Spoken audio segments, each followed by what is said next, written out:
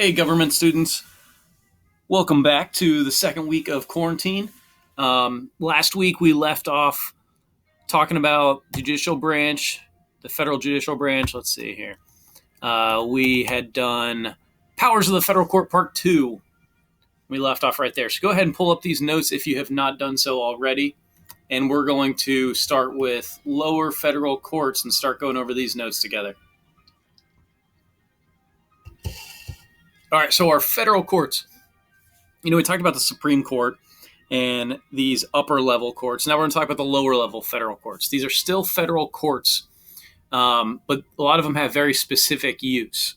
So the legislative courts help Congress exercise its power. Remember, legislative branch. It's where our Congress does. They're the ones who write our laws. That's what legislation is. So the legislative courts help Congress. In 1982, Congress established the U.S. Court of Federal Claims to handle claims against the U.S. for money damages. So if someone were to sue the federal government for money damages of some sort, it would go to the U.S. Court of Federal Claims. So there's a specific court for federal claims on money against the U.S. The Circuit Court of Appeals for the Federal Circuit hears appeals from the claims court. So that previous court we were talking about here with the claims court, all appeals would go through this Federal Circuit Court of Appeals. Cases come to the U.S. tax court from citizens who disagree with the IRS rulings about federal taxes that they must pay. We had a pretty unprecedented instance where our tax date just got extended due to the coronavirus outbreak and all this quarantining and stuff. So tax stuff's going to be a little different this year. And I wonder if that'll lead to more cases going to the U.S. tax court. But if there were, that's where this would be done. The U.S. Court of Appeals for the Armed Forces hears cases involving members of the military. So specifically, if things happen in the military that involve people of the military, it would go to the U.S. Court of Appeals for the Armed Forces. Then we have territorial courts. They, like they sound, handle all of the courts that have to do with our territories, not our states. So like the U.S. Virgin Islands, those are not states, but they are American territories. Or Guam, same thing. All right, so I'm going to go ahead and go to the next one. All right. I just got a call from Mr. Chris, so I paused and got to talk to Mr. Chris for 15 minutes there about how wonderful you guys are. All right.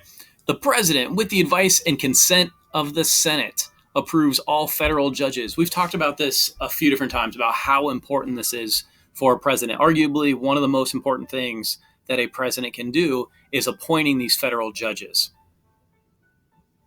When President Kennedy was elected in 1960, the Democratic Congress immediately passed a new omnibus judgeship bill, creating 71 new positions to be filled by the president.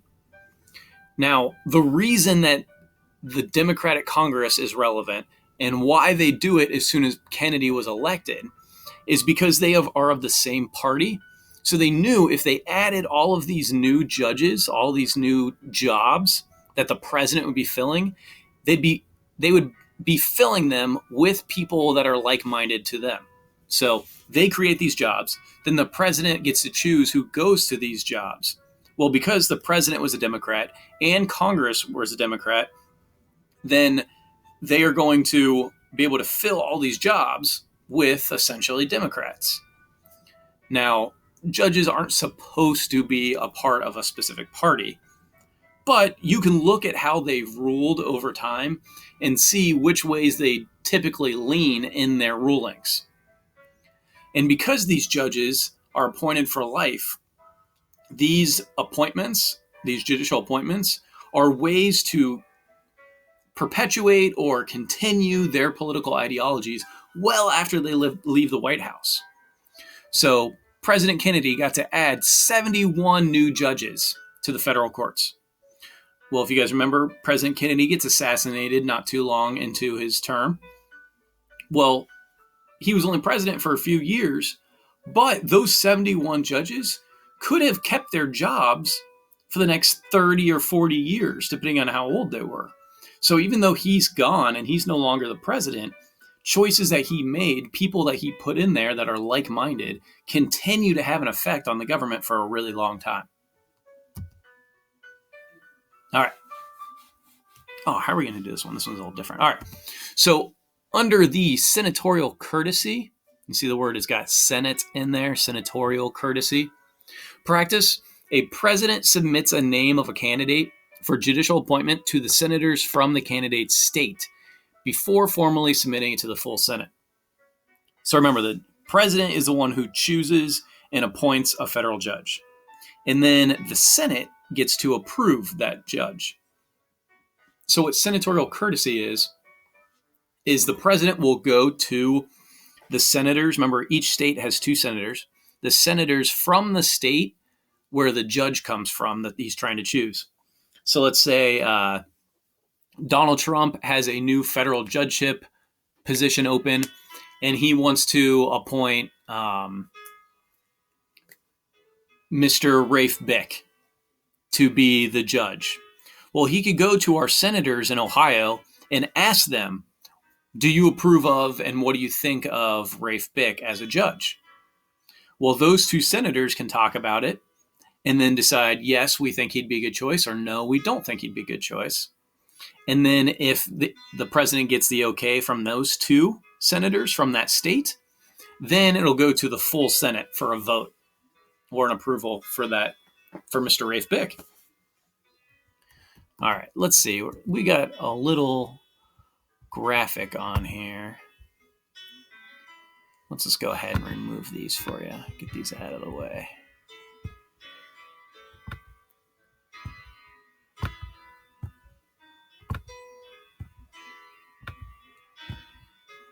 All right. So we got 2 different types of courts we're talking about here.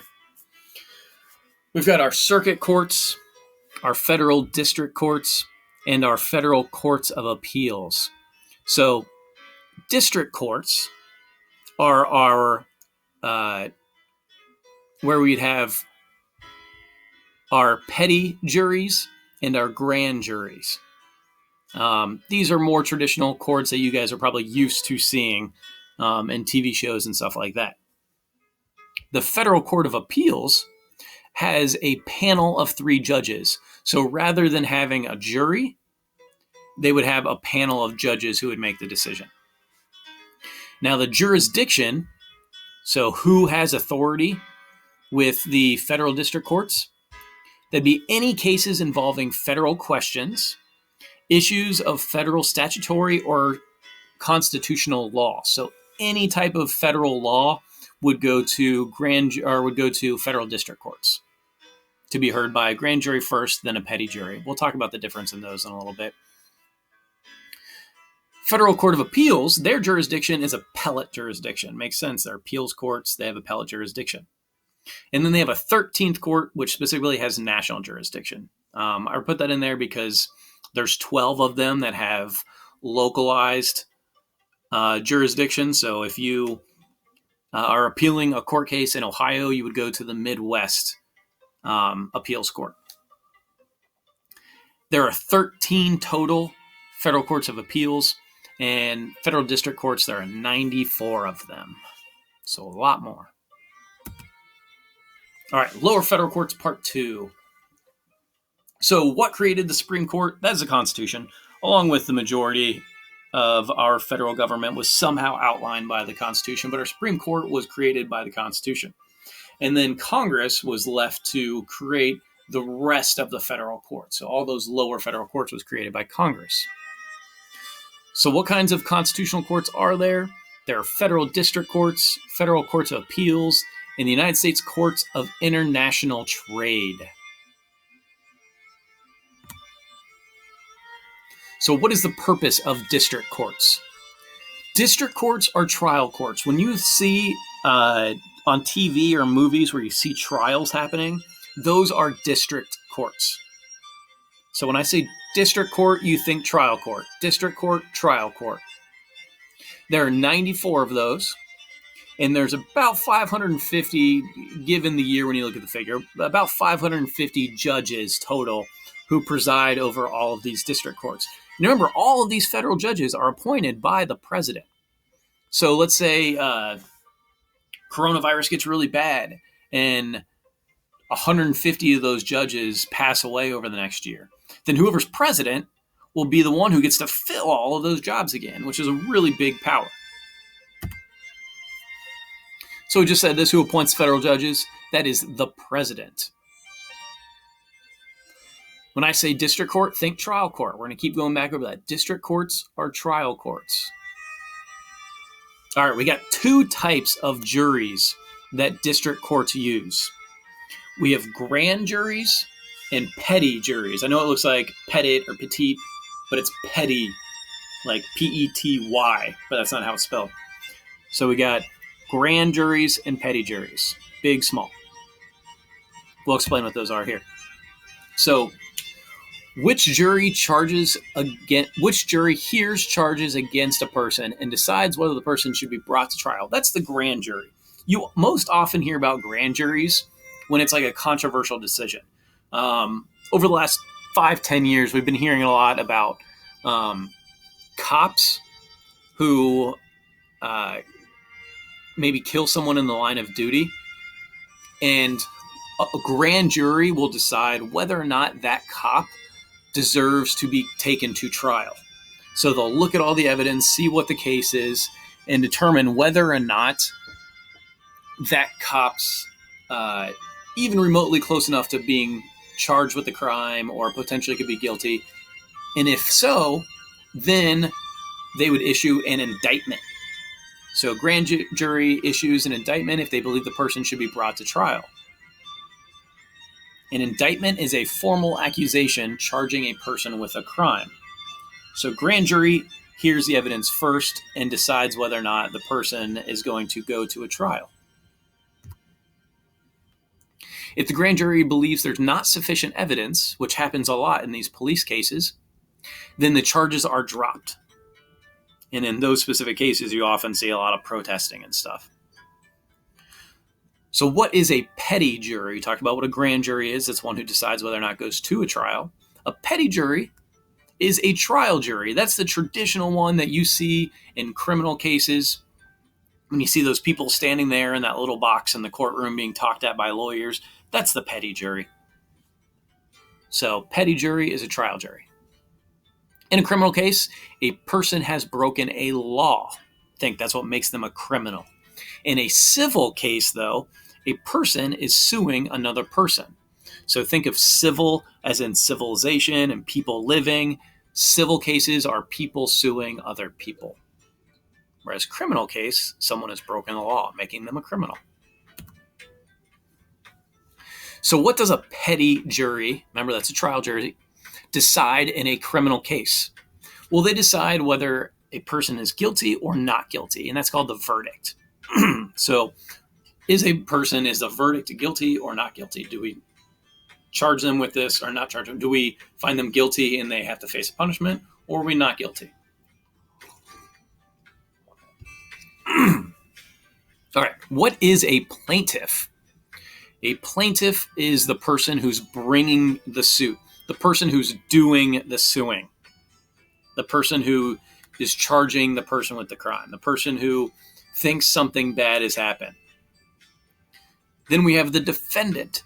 The defendant, just like this sounds, is the person whom the suit is being brought, or in other words, the person that is defending themselves, the person who's being charged with the crime or being sued. So if Natalie is suing Ian because Ian made too many puns, then Ian is the one being sued. He is the defendant. Natalie is the one bringing in the suit, so she is the plaintiff.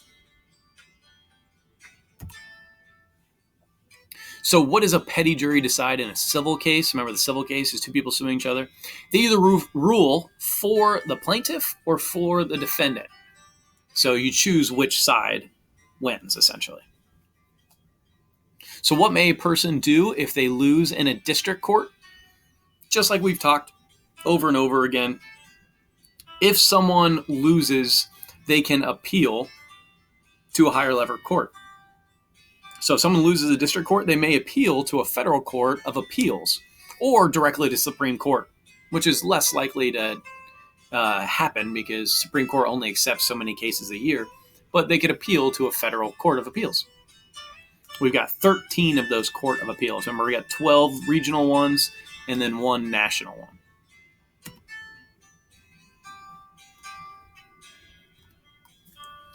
So we just said that. So there are 12 regions or circuits for these judicial appeals courts.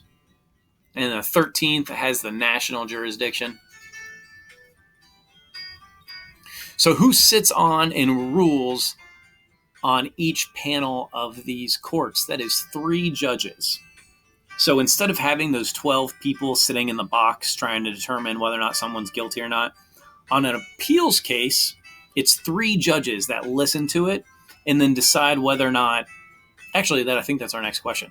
So 3 judges sit on it and they make the decision. These kinds of appeals courts have appellate jurisdiction. Oh, okay, we're not going to talk about it there yet. Anyway, so I'll go back to it. The 3 judges would decide whether or not to overturn the ruling. So if they're hearing an appeal, are they going to overturn it? Or are they going to go with what the previous court decided? All right, so we're going to stop there. This is part 2, the lower federal courts. Part 3 will probably continue tomorrow or the next day. I hope you guys are doing well. I miss you all. And please take care of yourself. If you have any questions, make sure to email me or post in the classroom and I'll get it. Have a great rest of your day, guys.